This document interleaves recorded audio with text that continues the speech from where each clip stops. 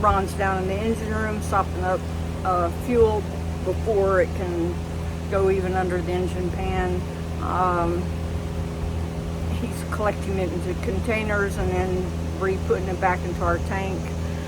So I've been driving all day. I'm sure the fumes and the heat definitely are not good for him, so I have to keep an eye out what I'm doing.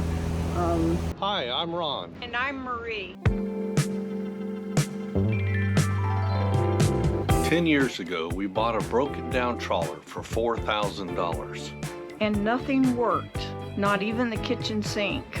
After a lot of hard work and help from our friends and family, we moved aboard Elixir full time. And now we are cruising this old boat while the work and fun continues. So subscribe and give us a like and come along with us cruising this old boat. We woke up this morning around 5:30 in the morning to the sound of bass boats flying by. Normally you just ignore a boat going by, but we're talking more than one boat. It was a constant stream of them, so I started counting.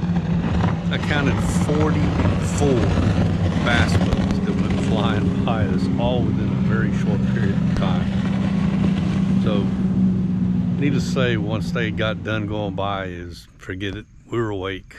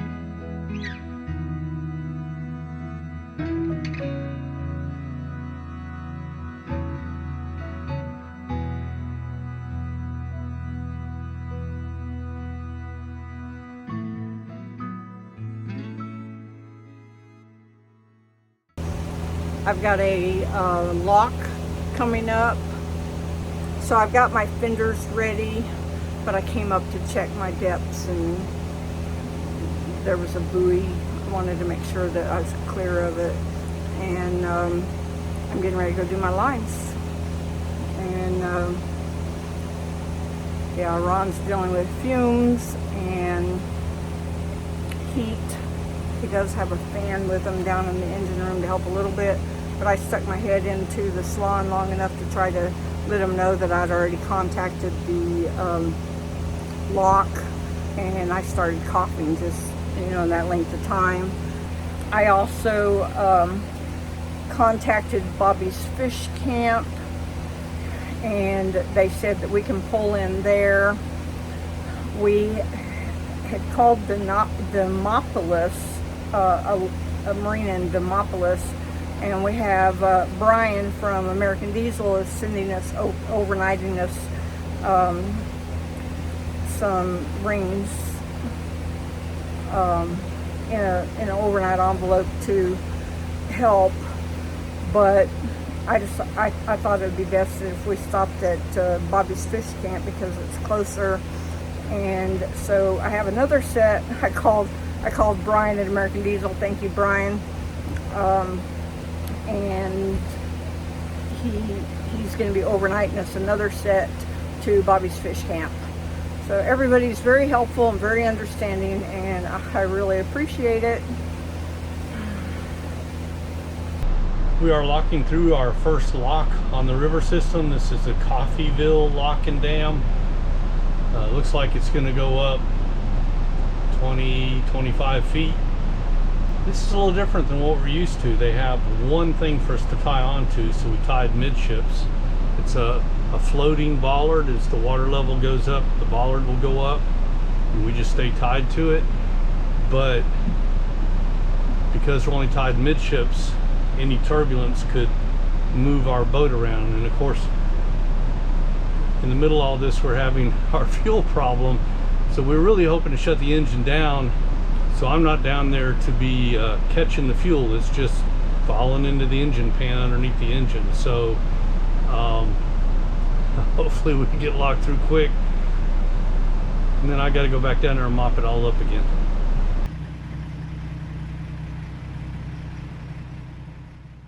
I guess Marie told the lockmaster that we were having fuel issues, or some sort of issue, because he told me that he's locking us through slower than what he normally does, because he knows we're having issues with our engine and he didn't want to create too much turbulence for us. So that's pretty nice.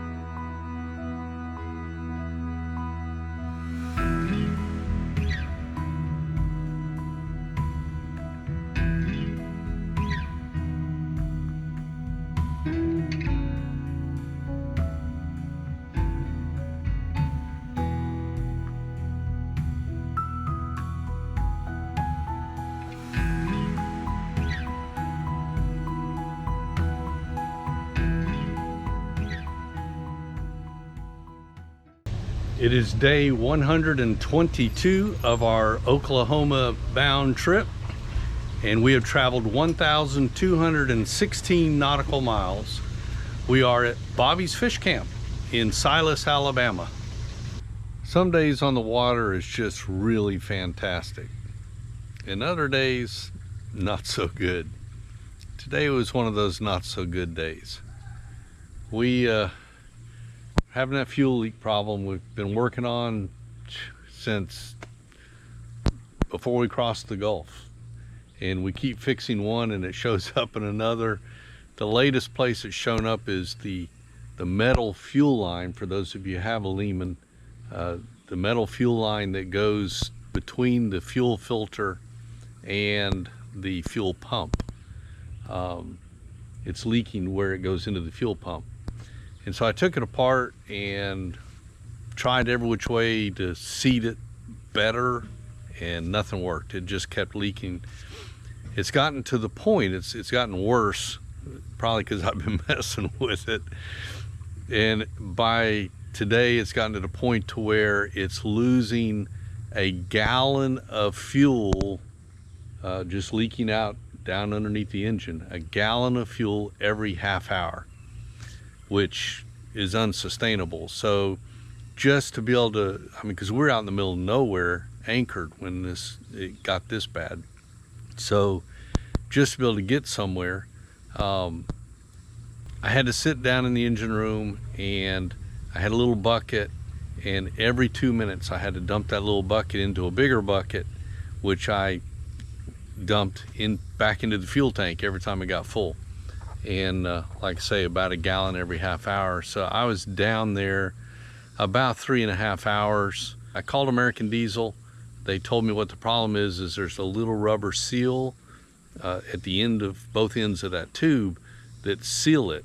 And there was no rubber seal on the end of mine going into the fuel pump. So I don't know where it went, but it wasn't there. And he said, well, that's your problem right there. So we ordered the seals, and they were being shipped to Demopolis, which is where we're headed. And but after spending 3.5 hours down there in the engine room, Marie said, you can't do this for another 100 miles to get to Demopolis, thereabouts. So she just took control. She was the captain, and she did what a captain does. I was very proud of her. She got on the phone. She called Bobby's Fish Camp, which is just north of the Coffeyville Lock, and got reservations for us to pull in, got their address. She called Brian at American Diesel, got a second shipment of the seals overnighted, on its way. We're waiting for it right now, to Bobby's Fish Camp. And she just handled all that while I was sitting down in the engine room dumping fuel. But once we got the lock, I had to come out, and I took the helm and she handled the lines, and at that point the fuel just started filling up underneath the engine. Luckily, we didn't have too far to go, so only a couple of gallons went down in it at most. And we got to Bobby's Fish Camp, and I got everything, all the fuel mopped up, and now we're just waiting for that part to come in. Should be here tomorrow.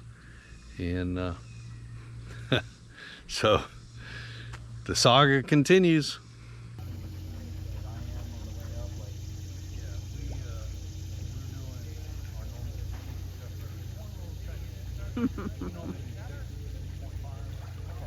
Oh, you found something. Found a shoe.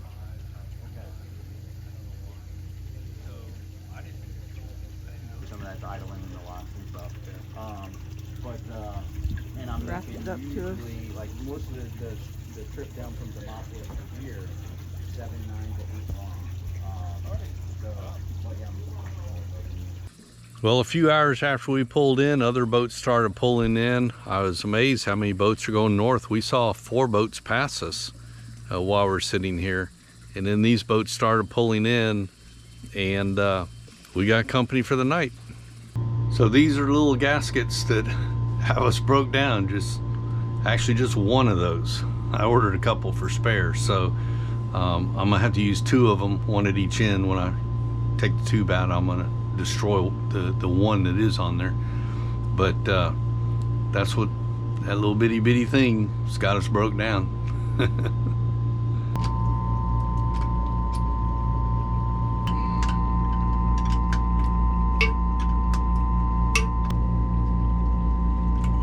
See, this one still has a seal on it, somewhat. You don't come out easy. Oh, I just lost the seal.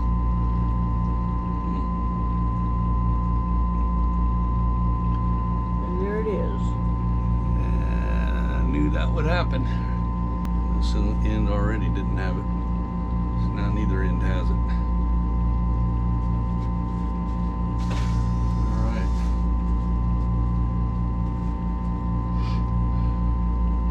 So there's those little gaskets.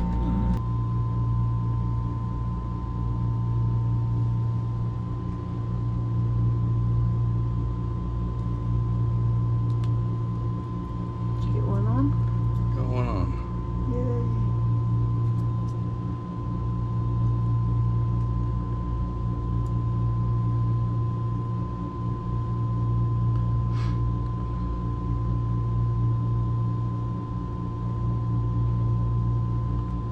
Got 2 on.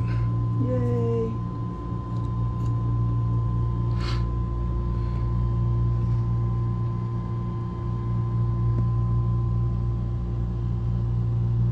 Very good. Yeah, let's hope that solves our problem. Definitely. Most definitely. I gotta try to get back in. Didn't come out very easy. He said it doesn't go in very easy either. Which end did you put in first? One on the fuel pump.